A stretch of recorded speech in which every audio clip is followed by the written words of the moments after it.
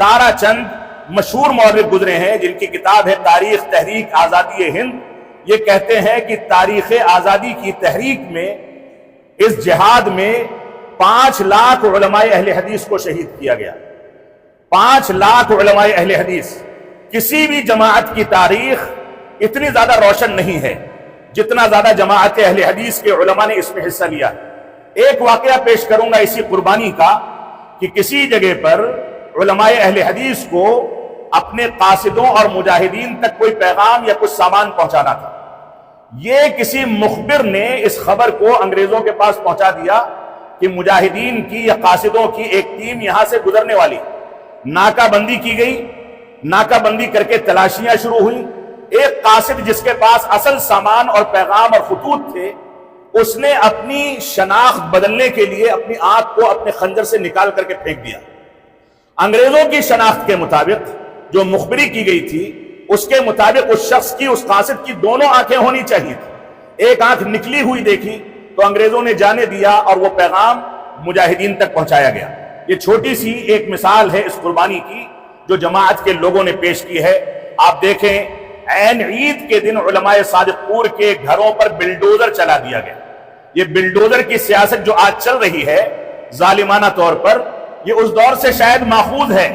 اللہ رب العالمین ہمارے ذمہ داران کو اور حکومت کے نمائندوں کو ہدایت عطا فرمائے کہ اس انداز سے کسی کے ساتھ تعامل نہ کریں۔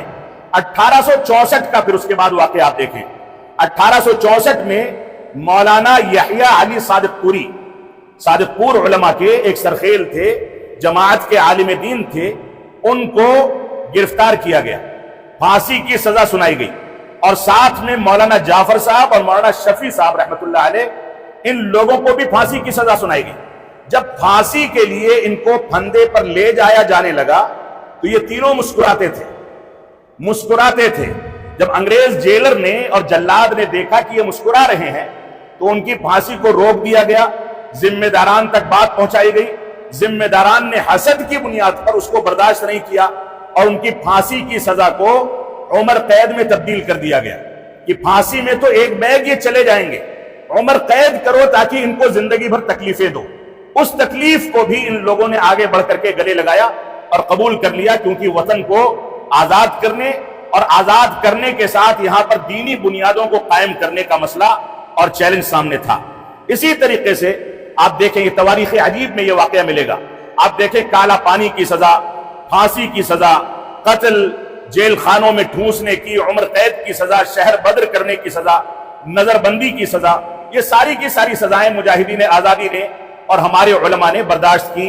آپ دیکھیں پنڈت جواہر لال نہرو نے 1947 کے آس پاس ہندوستان کے آزاد ہونے کے بعد جب پٹنہ کا یعنی صادق پور کا دورہ کیا، اس وقت مولانا عبد الخبیر صاحب صادق پوری رحمت اللہ علیہ اس جماعت کے امیر تھے، اور میں فخر کے ساتھ اس بات کو کہوں گا کہ ان کے بیٹے مولانا عبد السمیع صاحب جعفری رحمت اللہ علیہ اس ادارے کے بنیادی اراکین میں رہے ہیں، ان کی وفات ہو گئی۔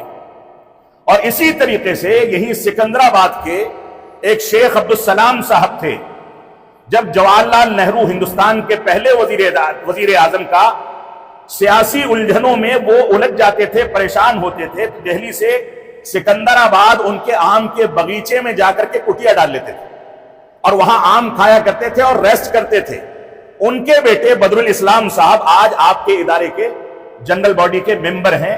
اس پر بھی ہم کو اللہ رب العالمین کا شکر ادا کرنا چاہیے۔ تو انڈمان میں آپ جا کر کے دیکھیں گے تو وہاں قبروں پر جو کتبے لگے ہیں، ان کتبوں پر آج تک بھی مجاہدین آزادی کے نام کندہ ہیں اور وہاں پر ان کے نام لکھے ہوئے ہیں۔ وہاں کی قبریں آج بھی گواہ ہے کہ مجاہدین آزادی نے انگریزوں کے خلاف یا مسلمانوں نے اور علماء نے انگریزوں کے خلاف کون سی کاوشیں کی۔ آپ دیکھیں سید حیدر علی رام پوری، مولوی کرامت علی جون پوری، مولانا ابراہیم آروی، مولانا عبد الخبیر صادق پوری، ولایت علی اور عنایت علی صادق پوری، ابو القاسم سیف بنارسی، شیخ الاسلام علامہ ثناء اللہ امرتسری، فضل الہی وزیر آبادی، حافظ عبداللہ غازی پوری، داؤد غزنوی رحمت اللہ علیہ، مولانا محمود الحسن دیوبندی، مولانا محمد علی جوہر رحمت اللہ علیہ، حکیم اجمل خان، مولانا ظفر علی خان، اور مجاہدین آزادی میں بے شمار نام ہیں جن کا تذکرہ یہاں کیا جا سکتا ہے۔ نواب لیاقت علی ہیں، مولانا عبید اللہ احرار ہیں، اور بالخصوص اخیر میں آئے تو ہندوستان آزاد ہندوستان کے پہلے وزیر تعلیم مولانا ابوالکلام آزاد رحمۃ اللہ علیہ۔ ان کا تذکرہ میں خصوصیت کے ساتھ اس وجہ سے کرنا چاہتا ہوں کہ ہمیں اس بات پر رب کائنات کا شکر ادا کرنا چاہیے کہ یہ سینٹر مولانا ابوالکلام آزاد رحمۃ اللہ علیہ کے نام سے موسوم ہے، اور اسی نام سے حکومت ہند کے یہاں رجسٹرڈ ہے۔